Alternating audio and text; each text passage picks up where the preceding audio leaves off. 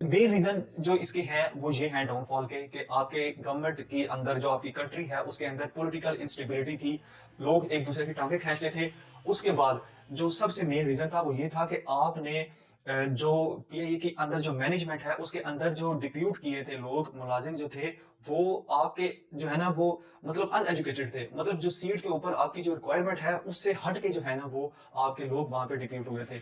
उसके बाद जो तीसरा मेन रीजन था वो ये था कि आपने जो है वो पीआई के अंदर एक्सेसिव ऑफ एम्प्लॉइज कर दिया। मतलब आपने एम्प्लॉइज की ज्यादती कर दी।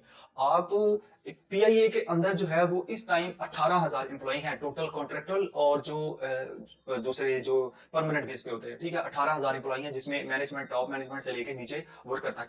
अब जो इंटरनेशनल रिक्वायरमेंट है, इंटरनेशनल जो स्टैंडर्ड है वो ये कहता है कि आपका एक एयरलाइन के साथ 150 से 200 बंदा होना चाहिए मुलाजिम। ठीक है, ये इंटरनेशनल रिक्वायरमेंट है गोरों की रिक्वायरमेंट के मुताबिक। लेकिन पाकिस्तान में